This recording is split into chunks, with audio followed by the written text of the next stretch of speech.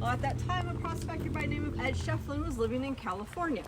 He ran into some Indian scouts who were on their way to Camp Huachuca, Fort Huachuca today. Those mountains off in the distance are the Huachuca Mountains. On this side is Fort Huachuca, on the other side is Mexico.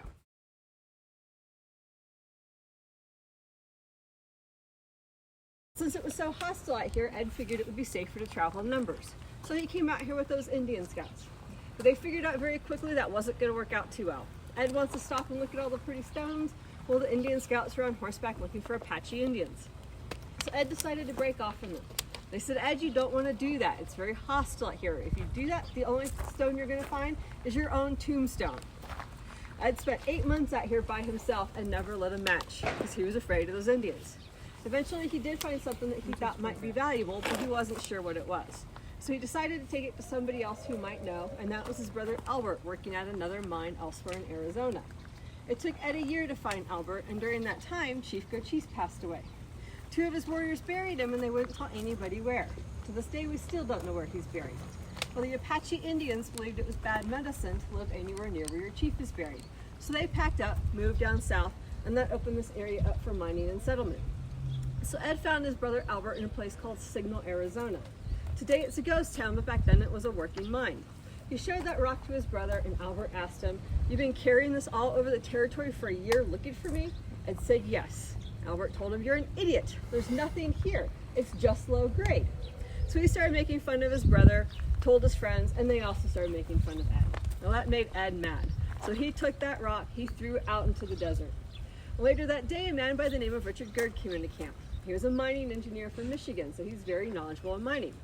He heard the jokes, but he convinced Ed to get that rock and show it to him. Well, Richard recognized the silver in it and determined it was worth about $40 to the ton. Well, that may not seem like much. It's enough to turn a pretty good profit, because it means for every ton of ore mined, you can get about $40 in silver in profit. But what really caught their attention was the second essay, because that one came back at $2,000 to the ton. Albert quit making fun of his brother and wanted to become a partner with him. Richard also quit his job to come out here and help them work the claim. If you go back up to Allen Street, turn left, and go for about 3 miles, you'll come to that first claim, and Ed named it Tombstone because that's what those Indian scouts told him that he would find. Later, the city of Tombstone adopted that name. Originally, it was called Goose Flats. I like Tombstone better. How about you? Yeah, I do. Now, the way they mined back then were with these tools right here, a 4-pound sledge and a drill steel. This one's 140 years old, so I'm not going to use it to demonstrate, but you can see how it's flat on one end and then comes to a chisel point. The miners would come in, put their drill steel in the rock, hit it, and then turn it 1/4 of a turn between each hit. They had to do that for 10 hours a day. At the end of their shift, the supervisors would fill those holes full of blasting powder. They'd blow it up and then wait 2 hours while the dust settled. Then the next shift would come in. Each shift had 50 men on it, 20 muckers, 20 drillers, and the 10 supervisors. The muckers would come in, they start gathering up the ore and filling burlap sacks. Those sacks would end up weighing 70 to 100 pounds.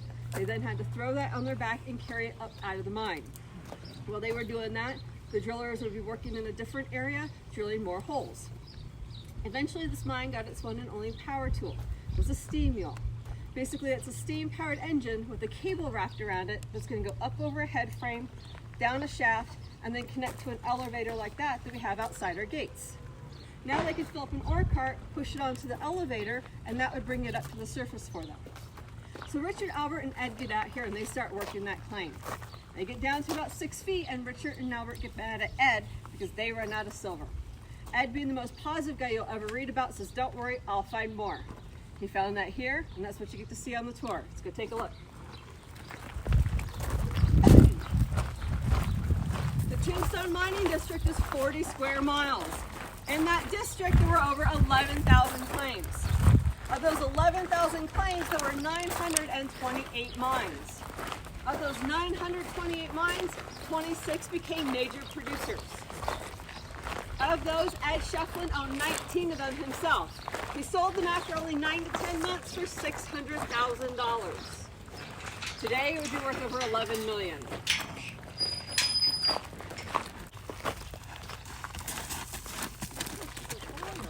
Oh, are you going to be honoring and getting away? That would be Jenny. our steam mule. This would have sat about where that tree is today. From there, the cable went up over the head frame and down that shaft. That shaft originally went down 470 feet. It was filled in the early 1900s for safety because the kids were out here playing. They left the top 30 feet or so open. I guess they figured the kids would just bounce at that point. So today we've got the steel grate across the top of it. Shafts are funny that they were one-way passages. If it brought something up, it was called the rise. If it took something down, it was called the winds. Let's head this way. Maybe she'll stay here.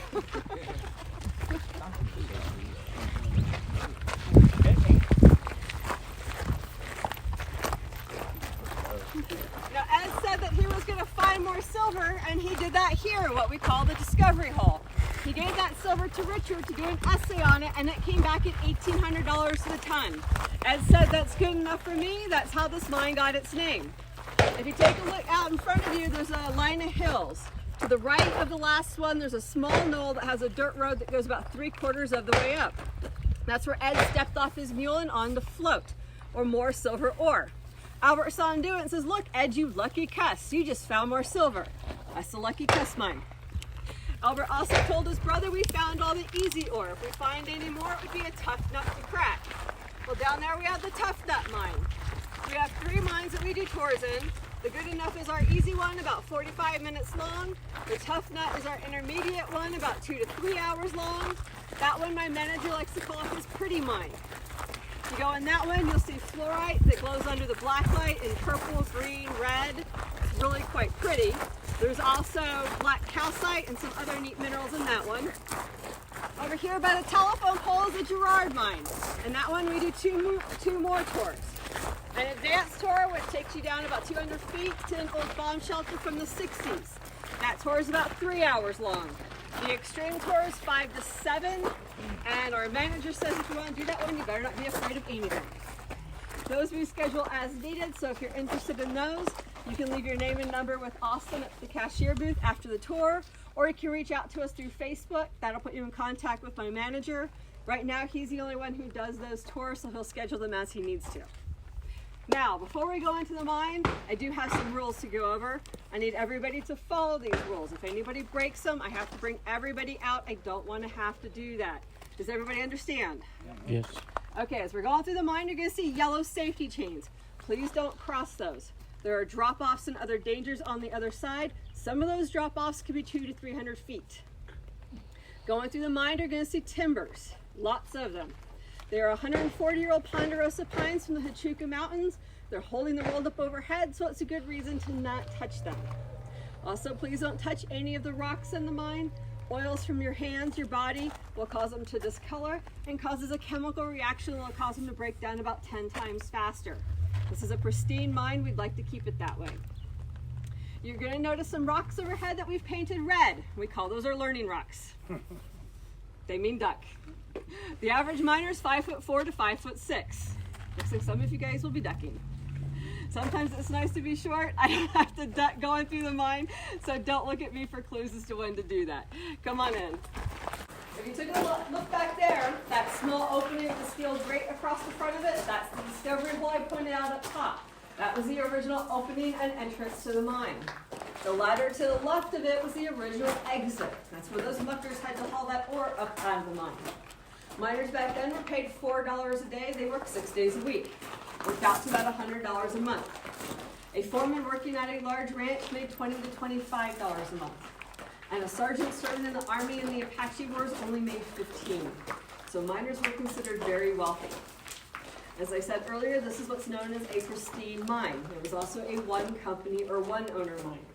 Normally the first company would come in, take out some of the easy ore, sell it to another company, they'd take out some of the harder ore. 4 or 5 companies later, you're just left with a big hole in the ground. But this mine is so pristine, we get students and geologists from all over the world to come take a look at it. In fact, we're in the top 5% worldwide. This mine pretty much looks the way it did in 1898 when it closed. We've just made a few changes to it for tours. We added the stairs, these safety railings, a couple more down below. Also added the lighting down below, as well as some filled dirt here. It'll give us a nice place to stop and rest when we come back up from those 60 stairs. And we added that nice big gate that Jenny started about. It started, yeah.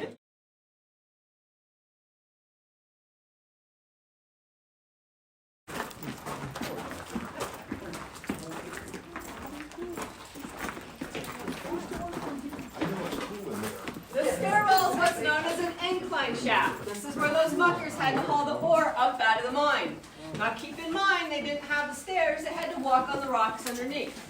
And their boots weren't as nice as our modern day ones. Their shoes had slick leather soles, kind of like a saddle. So imagine trying to get up this incline with slick shoes, carrying those burlap sacks that weighed 70 to 100 pounds. Wash your head, Logan. You want me to record because I'm shorter? Sure. I don't want you to miss, You're a lot easier than I. I don't have to worry about ducking the way you do. So just really pay attention.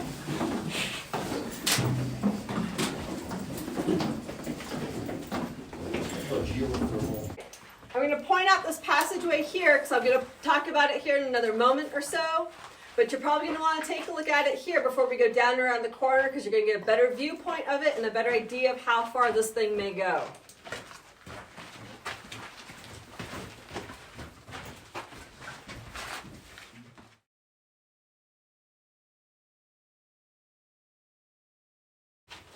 Now miners pretty much had their own language, so I'm going to go over some mining terminology because I'll be using that in the tour. And this way, as I do, you know what I'm referring to. The sides or the walls of the mines are called ribs. The roof is called a back. A room like this where they emptied out all the rock and ore is called a stope. The passageways, like that one I pointed out up above our heads, are called drifts. That one's pretty neat because it actually goes out our front gate, down the middle of 5th Street, past the Crystal Palace Saloon, across the highway, and out of town about 1/8 of a mile. There used to be an entrance to the basement of the Crystal Palace Saloon. That got closed up in 1965 when the high school students figured out how to get into the liquor cabinet through the mine system. If you take a look down that one's a little bit different. There's a hole in the back. If you go through that hole and crawl for about 80 feet, you will end up in the Tough Nut mine.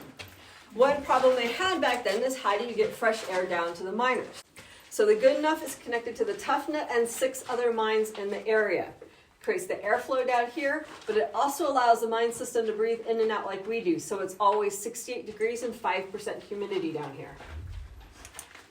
As we go through the mine, you're going to notice what looks like graffiti. This had meaning for the miners. For example, the red X above that drift means it's dangerous. If you go down that one, after about 60 feet, you're going to come to a 150-foot drop. And here, above the Tough Nut, there's an O. That O means it's your way out.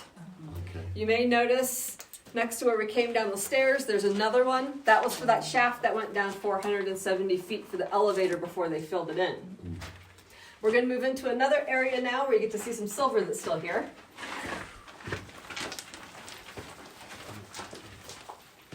That ugly black rock that I'm shining my flashlight on, that's your silver ore. Not what you expected, was it? It's silver chloride. 97% of the silver mined in the world today is going to come in that form. It has manganese in it. That's what makes it that black color. As we head into the next stope, take a look at how these rocks are stacked. This is called daubing or cribbing. Most of the miners who worked down here were English or Irish. They were known for this. They would take the scrap rock and turn it intricately until it interlocked. Creates a nice strong column to support the back of the mine, but now it gets it out of the walkway. But you may notice as we're going through the miners, places where they stopped doing that. That's because they figured out very quickly this was hard rock mining. Since it's so dry down here, the timbers do a very good job of holding the world up all by themselves.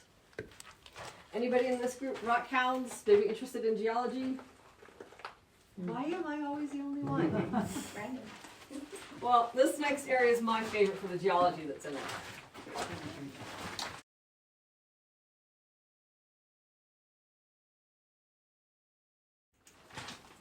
If you take a look at that far rim, notice the nice pretty layering in it.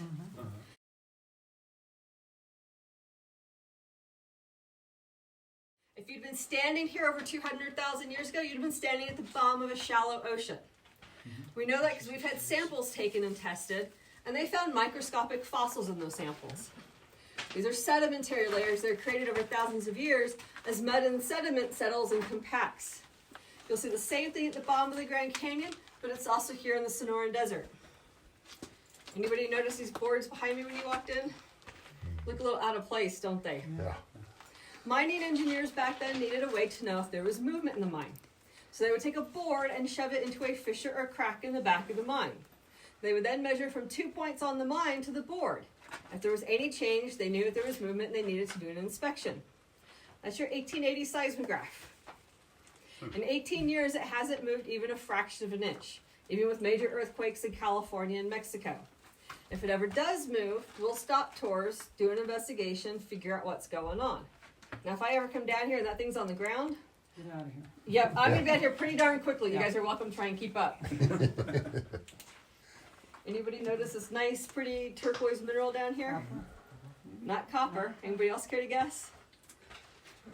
That would be too easy. Yeah, I was gonna say, manganese is what the- Manganese is black. This one's called chrysocolla. Oh, It's related to turquoise. I like that drink. Turquoise is phosphorus-based, which makes it harder so you can make jewelry out of it. The chrysocolla, on the other hand, is silica-based, which makes it softer. So if you're going to try and make jewelry out of it, it's likely going to crack.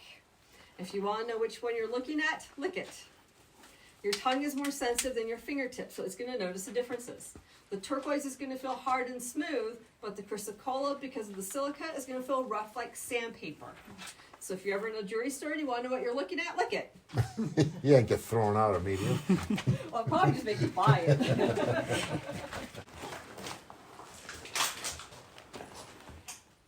wow. This is the light they had to mine by back then. Oh, it gets better. Here's a math quiz for you.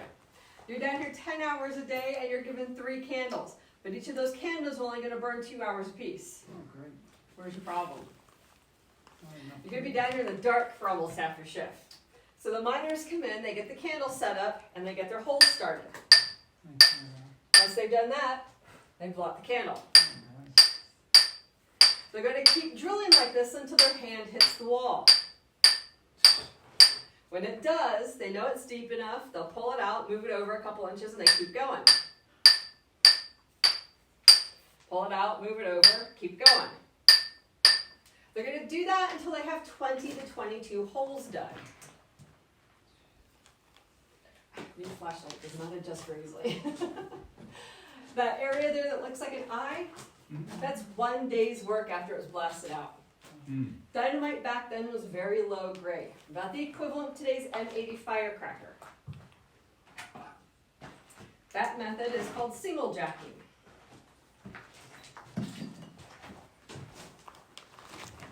They had another method called double jacking. This was a 2-man team. One person's going to hold this 40-pound drill steel, and the other one's going to hit it as hard as he can with an 8-pound sledge. The miner holding this has to turn it that quarter of a turn between each hit. So he's taking a beating. He's going to go out very, very quickly. When he gets tired, he waits for that hit, slides his hand up over the end, covers up that shiny spot. That tells his partner it's time to trade places. This was better for 2 reasons. One, you're going to get 1.5 feet deeper into the mine with this, so you're going to get more material out. But now you've got 2 men. You've got 6 candles. So you can have light for your entire shift. You'll be able to see that shiny spot. Now during their 10-hour shift, they were only given a 15-minute lunch break. They'd usually bring their lunch to work in a can like this, filled with peaches or beans. And this can was actually found here in the mine. Take a look at the bottom. See that plug in that ring? That's lead. Oh, boy. There's enough lead in a can this size to cast a .45 caliber bullet.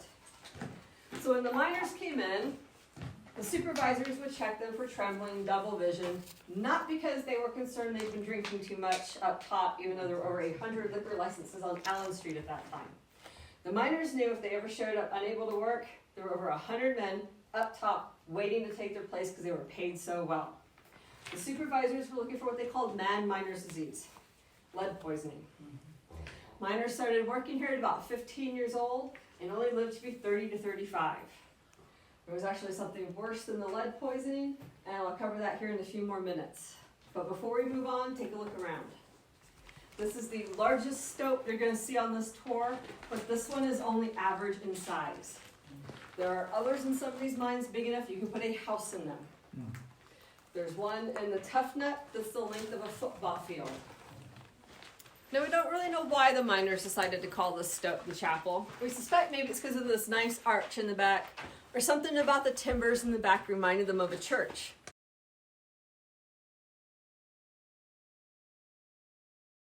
I've had a few people point out they thought some of these looked like crosses. So maybe that was their inspiration for the name. I can tell you we've had over 37 weddings right here. So if you want to get married or maybe renew your vows 100 feet closer to you know where, here's a place where you can actually do that. To help you get oriented, we are 110 feet directly below our trolley depot. Remember up top I mentioned the winds was to take something down? Well, back here we have one of those. This is where we believe they got the elevator and the steam mule. So now the muckers, instead of having to haul the ore up in sacks, they'd come over here to the winds, throw it down to another miner waiting below with an ore cart. Once the ore cart's full, they push it over to the rise to the elevator to bring it up to the surface. This method is so efficient, it's still done in 90% of underground mining done in the world today. That fissure that I mentioned on the other side, well, I continued over here. But on this side, it was a hydrothermal vent. Hot water came through and flushed out some of the limestone and replaced it with minerals. So we call those replacement minerals. This mine has over 47 different minerals in it. Silver, copper, gold, lead, manganese, the chrysocolla you saw earlier, and gypsum, just to name a few of them. Any of you know what gypsum is used for? Drywall or sheetrock. The circular area over here is called a bug, B-U-G. This is basically an underground geode. This one has some nice calcite crystals in it, alongside some gypsum. You're welcome to take a closer look, take pictures of it. As we move on to the next area, you're going to notice on the right-hand side, there's an item towards the ground with a light shining on it. It's a box gypsum crystal from one of the lower levels. After you go past that, I'll be shining my flashlight on some high-grade silver. This one's got some crystals in it. It's really quite pretty compared to what you saw earlier. After you take a look at that, please keep going into the next stope. There's a bench again if you'd like to have a seat. Just watch out for the headache rock on your way in.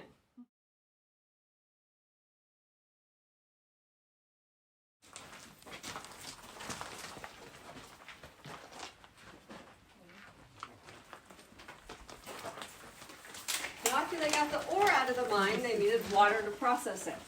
Well, there's not much water around here, so they had to haul it 8 miles to the San Pedro River. There we had 2 towns that could process the ore, Charleston and Millville. They'd start off with large pieces like this and throw them into a rock crusher. This is going to have huge steel jaws that are going to grind it down to about the size it's being passed around. Once they got it down to that size, they would put it into a ball mill. This is going to look like a huge dryer with steel balls in it, ranging from this size to 18 inches in diameter. I'll pass this around as well. It's heavier than the ore. And after they ran it through the ball mill, they had it in a powder form. They would take that powder, put it into a large vat with copper sulfide, salt, and mercury, and boil it. Remember I said there was something worse than the lead poisoning? Yes. Mercury poisoning. The men who handled that process only had a 3 to 5 year life expectancy. When they realized the mercury wasn't a good idea, they switched to cyanide. Little better, I suppose. I believe that's what we still use today to process gold and silver. We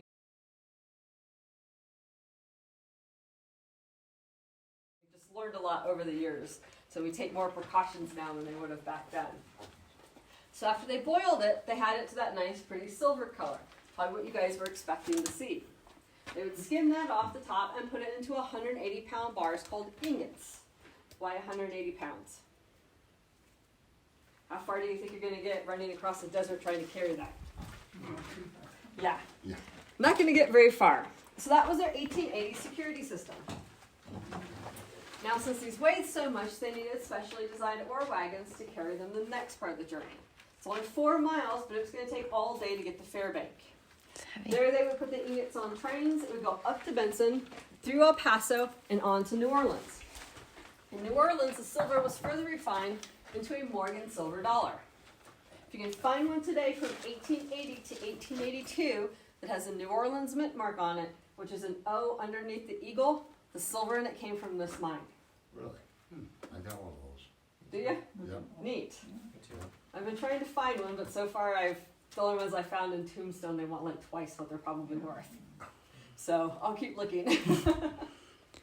In 1883, they started adding silver from some of the other Tombstone mines, as well as the Comstock lode in Nevada. Now, for why we still have silver here in the mine. Well, that comes down to why they stopped mining here. Rumor in town is the mine's flooded. Well, that's not true. This mine goes down 470 feet. But if you want to hit the water table, if you want to hit water, you gotta go down to 525 feet. So this mine never hit water, it never flooded. It was politics that stopped the silver mining here. There was a rumor started that the US was going to switch from a silver and gold standard to back the dollar to just the gold standard. That rumor alone caused the price of silver to drop to $2.80. When the US did make the switch, it dropped to $1.90. Congress then created the Sherman Act to help shore up the silver mining. Well, that worked great till they decided to get rid of it. When they did that, the price of silver dropped to 26 cents an ounce. That's what killed the silver mining. That's why we still have silver here in the mine for you guys to see when you come do the tours. Now, people ask us all the time, would the current owners come back in and remine if the price gets to a point where it would be profitable and worthwhile? The answer to that is no. They want to keep it pristine the way it is. That way people can come, see it for themselves, experience the history, and that way students and geologists can continue to come study it and learn from it. Anybody have any questions? Anything I didn't cover that you might like to know, but hopefully I have the answer to? You just keep thinking about the Hunt brothers were trying to corner the silver market and drove the price of silver sky high and then went bankrupt. Yeah.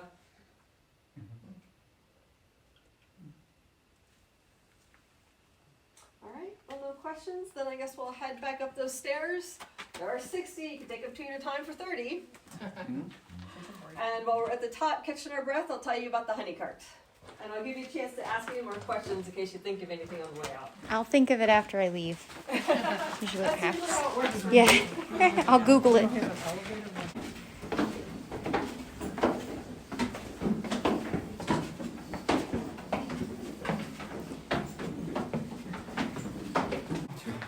Probably not as young as you think. I'm gonna be 70 shortly, so. He's still waiting out there. Must Yeah. really like people. You don't have to go out and push her out of the way. I just want to walk out. She knows it's cool down Yeah. Unfortunately, a few weeks ago, my manager was telling me a story about one of them getting down into the mine. They got about halfway down the stairs. Well, now he had to get that one all the way down, turned around, and out. Took 3 hours to do it. Oh my gosh. I'm not taking the chance of having to deal with that. They had to walk up all those stairs? It's the only way out. Yeah. Yeah, can you come up all this? Yep. Where's your carrot? Honestly. That item there is the honey cart. Anybody care to take a guess what that was used for? Pee-pee. We used to have that in the lab, a honey pot. She's right, it was a bathroom. They dumped the pee-pee in there. The miner who operated that was paid $5 a day.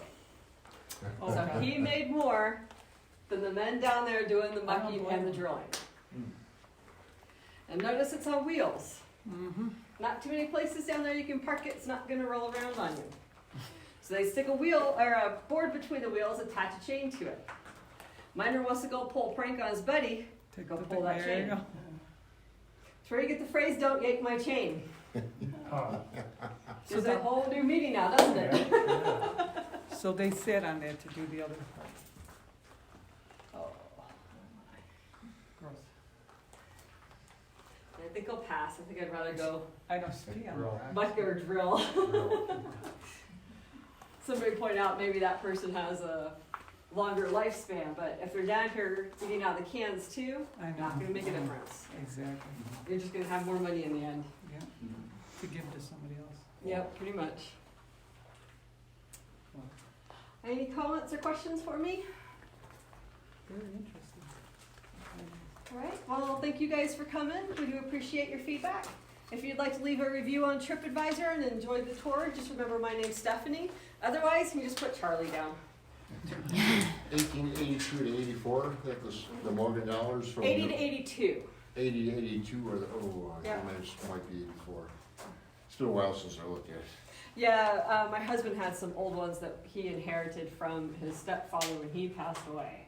And I can't remember if they were not the right time frame or didn't have the right mint mark on them. Okay. So, I mean, I could bring one to show people, but I'd rather, if I'm gonna do that, have An it be actual the one, correct- yeah. But I may have seen, there's a lot of coin flips in Otis and Western New York. Yeah. I've got it in there. I think they sell them for like 40 bucks a piece. Yeah. So what was the deepest mine here? Or the deepest? The deepest point in this mine was 470 feet. Okay, that's right. Other mines in the area go deeper. I just don't know what the deepest one is. I'd have to look it up. Yeah. You may have one here. Steep. I do have cards here if any of you would like one for a reminder or maybe a souvenir. And let's go get Jenny out of the way so you guys can get out of here.